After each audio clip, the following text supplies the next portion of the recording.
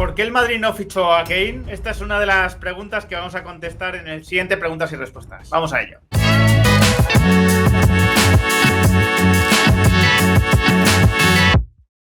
Muy buenas a todos, ¿qué tal? Tenemos un nuevo Preguntas y Respuestas que, por cierto, grabo en jueves para que dé tiempo que se edite, que lo edite bien ahí Darío y para, de alguna manera, poder planificarme mejor y descansar algo más el fin de semana. Muchas gracias por vuestro apoyo, la verdad es que hoy jueves ha sido un día muy bueno en el canal y os lo agradezco enormemente. Habéis entrado muchos nuevos suscriptores y mucha gente, ¿no? Apoyando los vídeos. Y como siempre tengo 6 preguntas para esta sección y empiezo por la primera, ¿no? ¿Por qué se sobreprotege tanto a Carleto Ancelotti? Bueno, escudándose, ¿no?, en la mala planificación del club cuando hace planteamientos que son totalmente erróneos, y por qué se le justifica o por qué de alguna manera pues se le perdona, ¿no? A ver, aquí te vas a encontrar diferentes vías, ¿eh? Hay quien critica mucho a Ancelotti y quien le defiende mucho, efectivamente, o quien le perdona mucho, ¿no?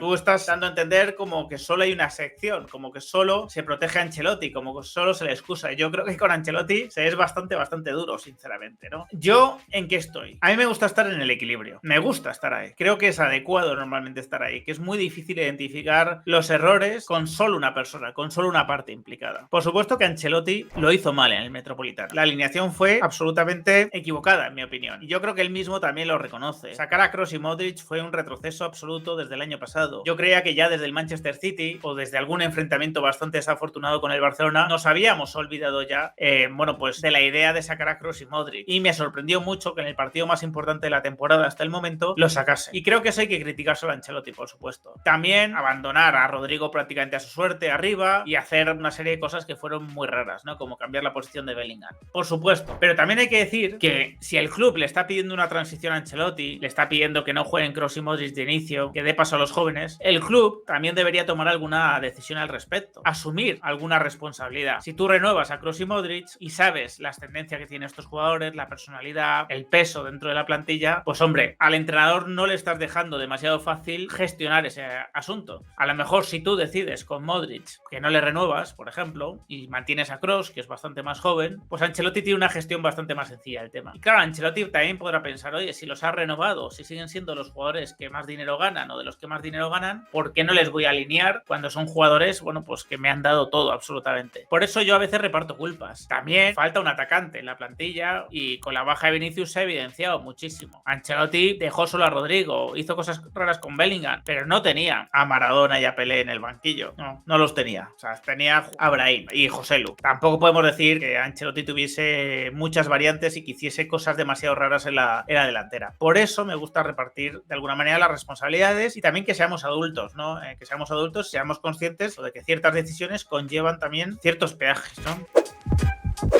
A ver, esta es una pregunta interesante. Si se confirma lo de Negreira al 100%, ¿cómo queda Messi? ¿Cómo quedan los títulos ganados por Messi? ¿Cómo quedaría su rivalidad histórica con Cristiano Ronaldo? Pues es una gran pregunta, ¿no? A mí, si se confirma todo esto, si el Barça es condenado, yo ya tengo una opinión al respecto, ¿no? Pero si se confirma todo esto, evidentemente, para mí, Messi no pasa a ser un mal jugador, seguirá siendo un jugador increíble al que le he visto cosas en un campo, pues casi inimaginables, ¿no? Y de un talento único, pero claro, habrá competido, entre comillas, ¿no?, por este tema arbitral, dopado arbitralmente, y en su competencia histórica con Cristiano Ronaldo, pues, ¿qué queréis que os diga, no? Cristiano Ronaldo habría competido en todo lo contrario, habría competido contra el sistema, ¿no? Contra esa corrupción. Por lo tanto, habría que poner todavía más en valor la figura de Cristiano, que yo ya la tengo en lo más alto, y bajar un poco la de Messi, por esas facilidades, ¿no?, a lo mejor que habría tenido, ¿no? Pero eso no me hace decir que Messi es de repente un jugador más, no. Eso no me hace decir que el Barcelona tenía un mal equipo, no, tenía un equipazo, en algunos de esos años un equipazo. Pero es verdad, al final, si eres condenado por corrupción, por cohecho, por lo que sea, evidentemente todo se tiene que revisar, absolutamente todo. Es inevitable, ¿no? Y creo que Messi pues tendría que echarle un ojo a su propio club, ¿no? Y decirle, ¿cómo me habéis hecho esto? ¿Cómo habéis emborronado completamente mi leyenda, ¿no?, mi figura en la historia del fútbol? Porque es verdad, no sería lo mismo. Ya no digamos si el Barça es desposeído de esos títulos, es que sería la bomba, ¿no? Es que el palmarés de Messi se reduciría drásticamente. Sería algo, pues, descomunal. descomunal, ¿no? Y que creo que sí que habría que revisar, ¿no? No el nivel de Messi como tal, pero sí que, oye, que muchos de los títulos individuales, muchas de las opiniones, ¿no?, que le colocan en lo más alto, están basadas en lo que consiguió ganar, ¿no? Si al final le desposeen de esos títulos, pues hasta qué punto está justificado, ¿no? Todo lo que se ha hecho de Messi. Yo creo que sería bastante más cuestionable, ¿no?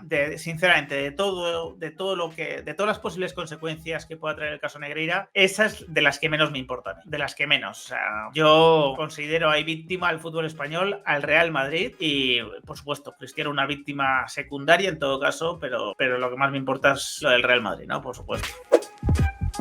La tercera pregunta es que argumente sobre la titularidad de Tchouaméni y Camavinga. A ver, yo precisamente lo he hecho bastantes veces, yo creo, ¿no? De hecho, hace poco he publicado un vídeo sobre cuál sería mi sistema en el Madrid. Yo apostaba por un 4-2-3-1 donde ellos dos precisamente serían los dos pivotes, ¿no? Creo que se ayudarían muchísimo jugando de pivotes y creo que para el equipo rival imaginar tener que pasar esa barrera de Tchouaméni y Camavinga sería un dolor de cabeza como mínimo, ¿eh? Ese sistema les permitiría descolgarse a uno cada vez, les permitiría llegar, por lo tanto, descolgarse también la presión, tomarse sus licencias, ¿no? Que son jugadores a los que les gusta tomarse ciertas licencias, ¿no? A nivel táctico, sería estupendo. Yo creo que deben ser pilares del Real Madrid, no solo de los próximos años, también de esta temporada, que hay que justificar muy bien la suplencia de cada uno cuando se dé. Tiene que ser algo excepcional, no tiene que ser algo habitual y que sí, yo apuesto por ellos dos, ¿no? Me parecen dos jugadores increíbles y que por supuesto los quiero, ¿no? Los quiero de titulares en el Real Madrid, ¿no? Pocas dudas sobre ello, la verdad.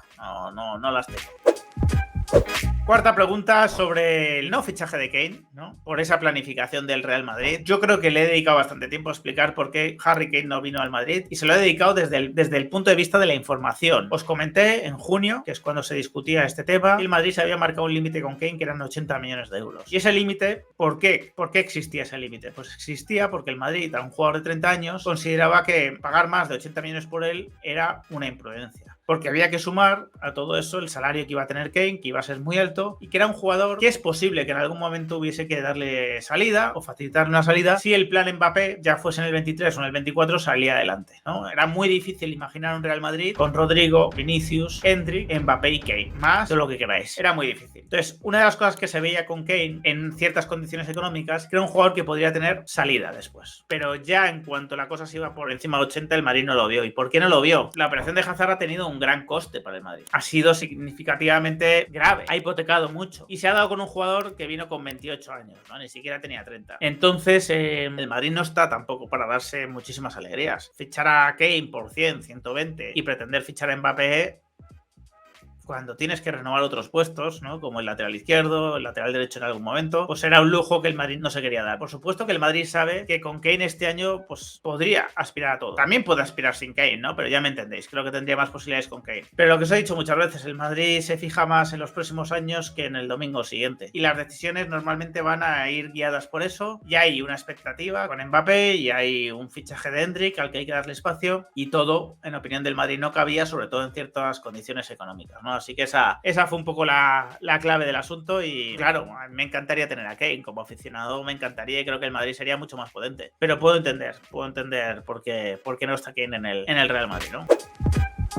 La quinta pregunta es sobre si el Madrid debería denunciar absolutamente cualquier calumnia, injuria que se publique por las redes, sea quien sea el emisor. En un mundo ideal sí, pero es que es inabarcable. O sea, tú imagínate que hubiese gente en el Real Madrid, abogados en el Real Madrid, que estuviesen dedicados a detectar cualquier calumnia o injuria en redes sociales hacia el Real Madrid. Es que no podrían vivir directamente. O sea, no podrían hacer otra cosa. Sería imposible, ¿no? Yo cada día que me meto en Twitter veo injurias hacia el Real Madrid. Veo que dicen que es un club corrupto, que es un club que compra árbitros, que es un club que fomenta los delitos sexuales. O sea, es que he visto barbaridades de todo tipo, también dirigidas a Florentino, por supuesto, que serían imposibles, ¿no? Imposibles de contestar. Entonces, entiendo que el Real Madrid haga una criba y solo vaya a por medios de comunicación o periodistas muy señalados que se pasan de la raya. Eso sí que lo puede controlar, eso sí que lo debe denunciar. Ahí sí que debe ser proactivo el Real Madrid, ¿no? Pero extenderlo eso a las redes sociales me parece imposible. No creo que se pueda, la verdad. Y lo entiendo, ¿eh? Y además, de alguna manera también cuando pones atención en algo que en realidad no es muy significativo, le pones energía, ¿sabes? Lo potencias de alguna forma. Y hay muchos mindundis que estarían encantados con que el Real Madrid les demandase por este tipo de cosas porque les capitalizaría de alguna manera, ¿no? Y podrían hacerse las víctimas y eso sería maravilloso para sus intereses, ¿no? La última pregunta tiene todo el sentido del mundo, ¿no? La sexta pregunta es, oye, aceptemos que el Madrid no ficha medianías, pero ¿por qué no tira más de la cantera? Y te doy totalmente la razón. El Madrid podría cubrir muchos huecos de la plantilla, de una plantilla de 25 con jugadores de la cantera. Muchos no, pero 3 o 4 como mínimo. El cuarto central, un lateral que pueda valerte de suplente, un atacante en estos momentos, ¿no? Por ejemplo, Gonzalo. Yo creo que podría haber tenido ya alguna oportunidad. Y son jugadores que te hacen plantilla, son jugadores que te equilibran la masa salarial, son jugadores que sienten el Madrid, son jugadores que son cupos para la UEFA también, son jugadores que yo creo que en ese sentido aportarían argamasa al proyecto, ¿no? Cemento. Ahora bien, Ancelotti no es el entrenador más indicado seguramente para dar ese paso con la cantera. Es un paso que va a estar encomendado seguramente más a los siguientes técnicos que vengan al Real Madrid, ¿no? Y estoy totalmente de acuerdo que la cantera debería servir para rellenar huecos de la primera plantilla, donde a lo mejor no tienes a un super crack, pero sí que tienes a un jugador muy útil, ¿no? El mismo Nacho es un gran ejemplo. Nacho, para mí, ya es un central de primer nivel, evidentemente, ¿no? Pero no lo era al principio. Era un jugador que iba siendo cada vez más meritorio, ¿no? Bueno, pues ¿por qué no podemos tener más Nachos? ¿Por qué el ejemplo siempre tiene que ser, no, es que no hay ningún Raúl en la cantera? O no hay ningún, ¿sabes? No hay ningún superclase. Oye, es que hay a veces que no necesitas que sea un superclase el que sube la cantera. Vale con que sea un buen jugador, competitivo, con mentalidad, que poco a poco se vaya haciendo en el Real Madrid. Esa es un poco mi forma de verlo. Y sin más, me despido. Espero vuestros comentarios. Si os ha gustado el vídeo, dejadme un like, compartidlo y suscribiros al canal los que no estáis. Un fuerte abrazo.